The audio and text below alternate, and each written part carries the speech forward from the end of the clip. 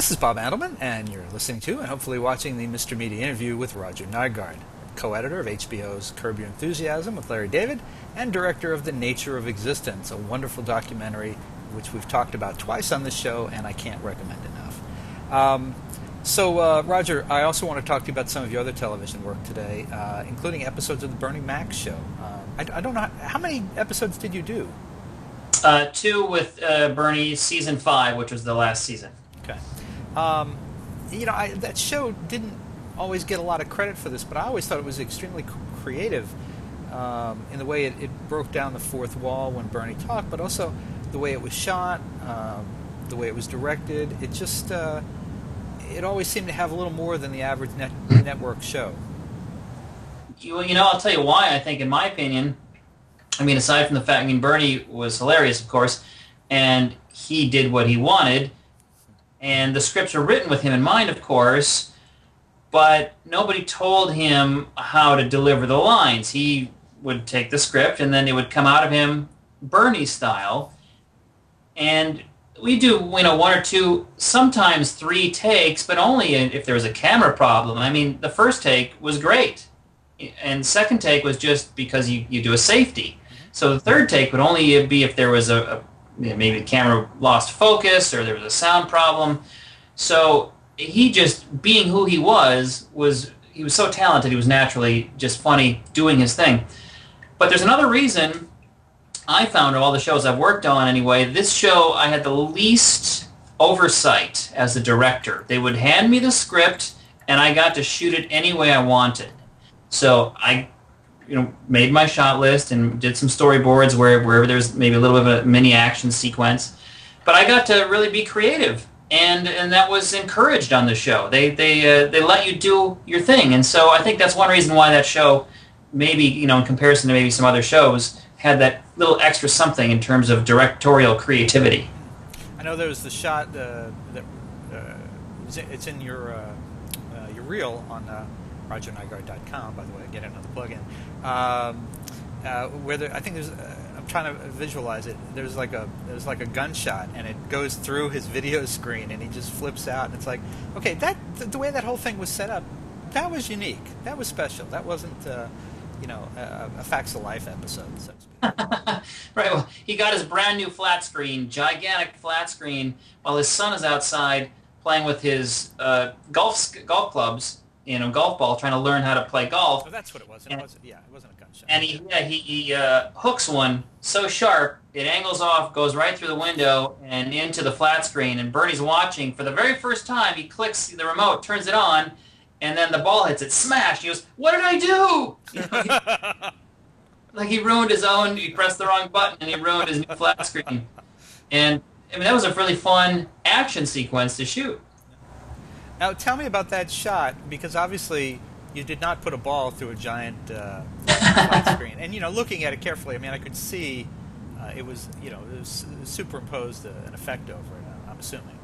Yeah, that was a digital effect, and, that had more to do with making sure the shot lined up with what we shot for the exterior, where his son was hitting the ball, and so it would feel like it followed the right screen direction, which was kind of tricky. And one interesting thing about the show too is that if you watch in the reruns, Bernie didn't like to come outside. He liked to stay within the realm of the stage, and so most of the exterior shots are indoors, made to look like they're exteriors. Really?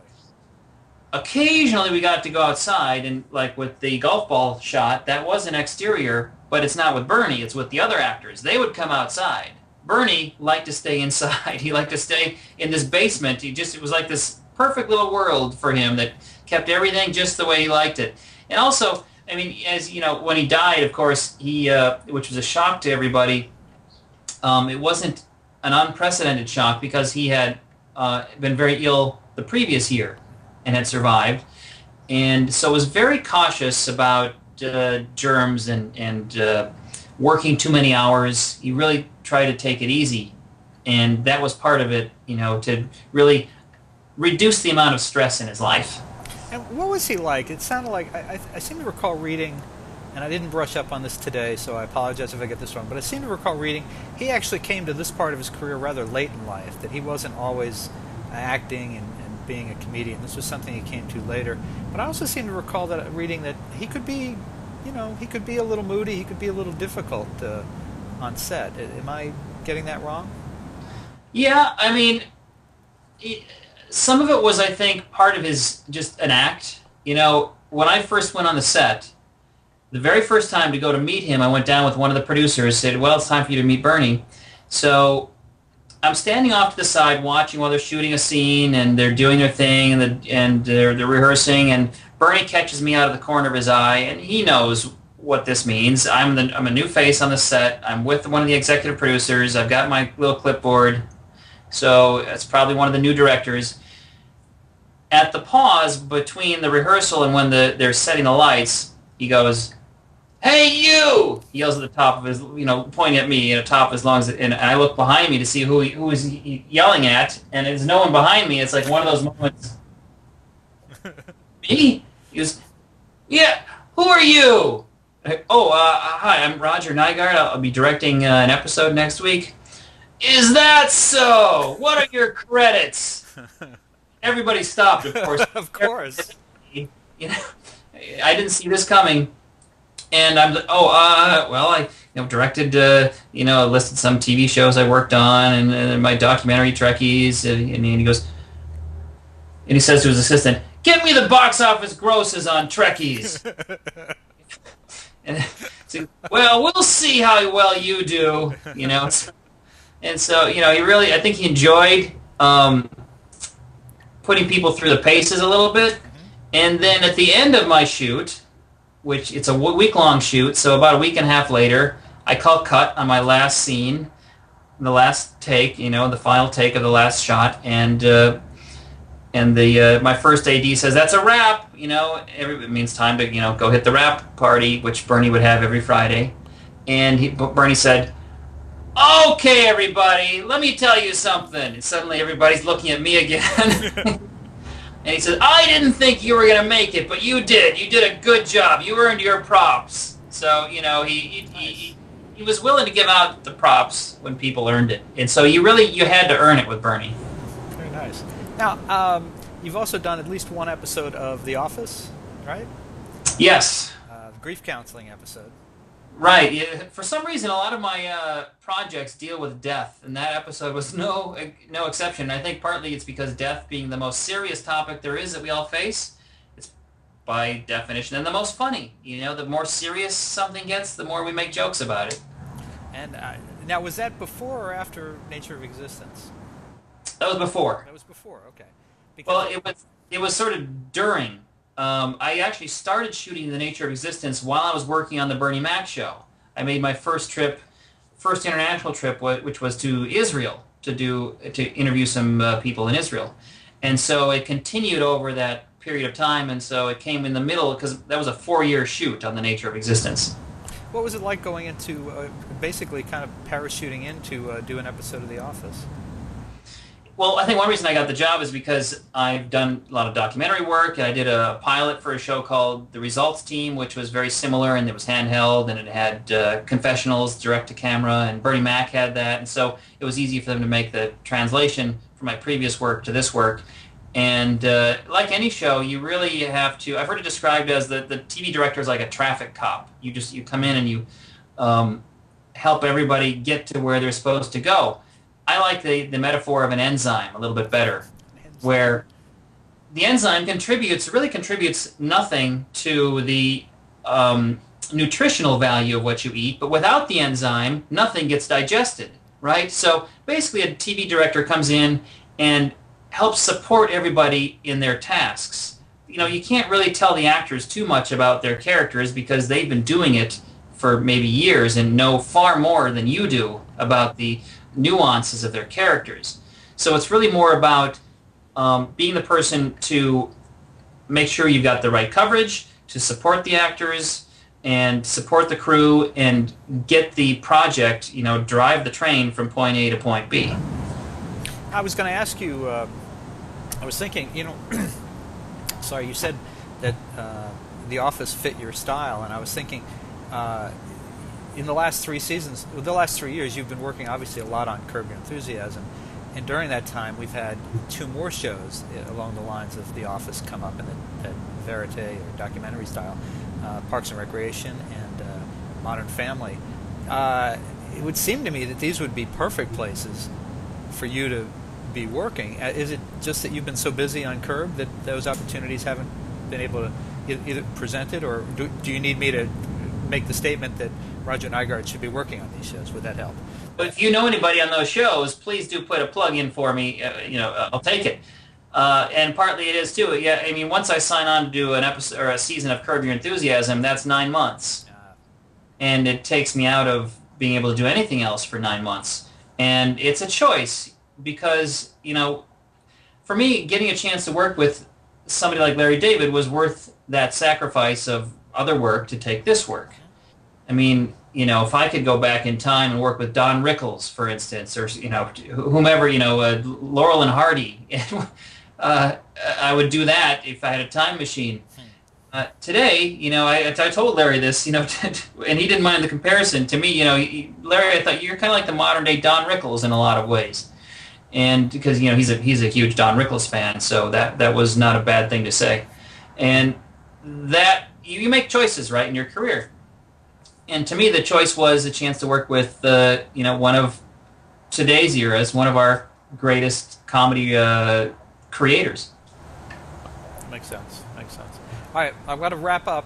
I've got to ask you about Mind of the Married Man, which my wife and I were addicted to that show. After one episode, it was like, okay, at times it was a little uneven. Sometimes the writing was a little uneven, but it had the drama, it had the comedy, and of course it had that perpetual naughtiness.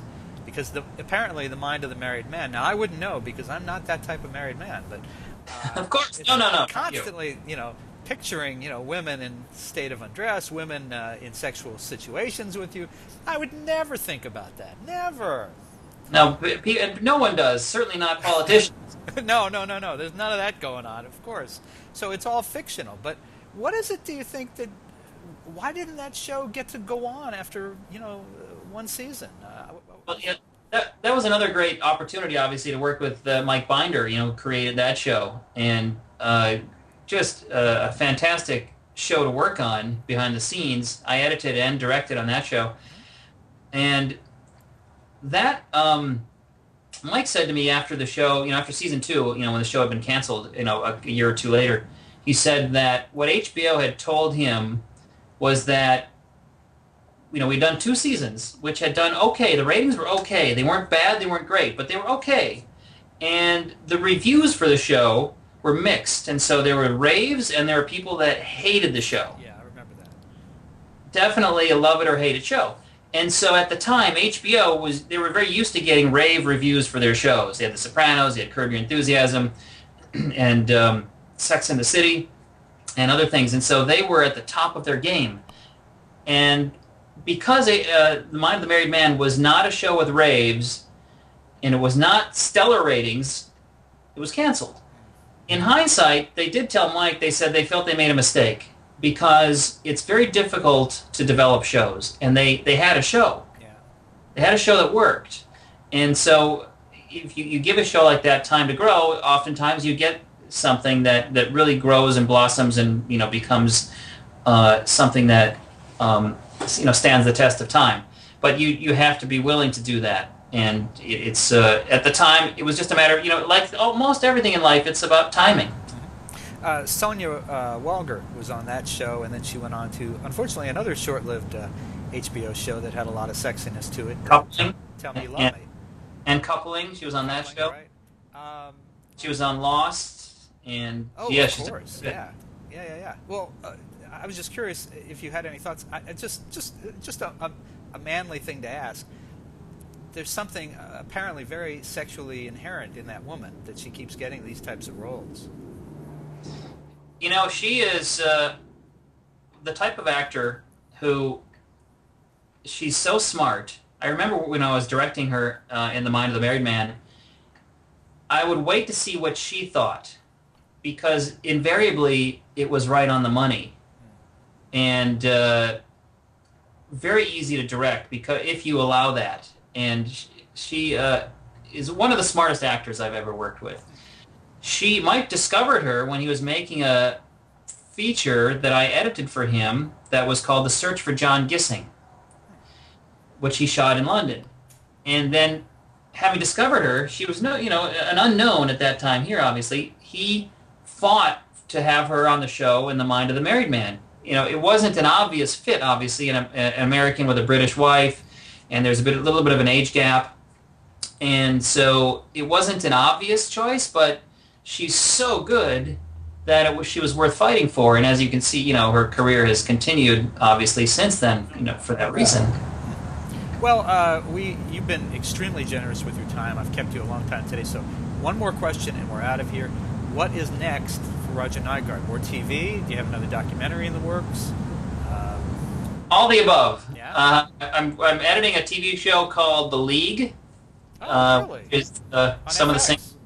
Yeah, this Jeff Schaefer, who's one of the producer writers on Curb Your Enthusiasm, and the next documentary is underway, which I had to find a topic even more perplexing than the nature of existence itself, and so the nature of marriage is the next sacred cow up for examination, documentary world-wise, and as well as I've got some other directorial feature and TV work in the works.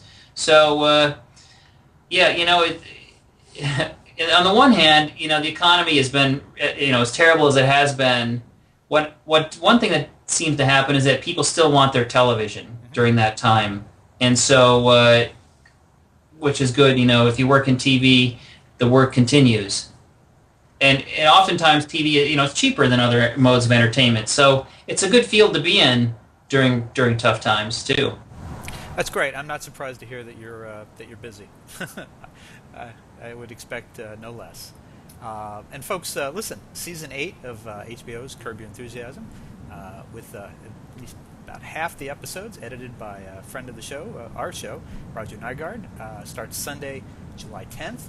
And you can still order the expanded DVD set of Roger's wonderful documentary, The Nature of Existence, right now at a great price at mrmedia.com, mrmedia.com.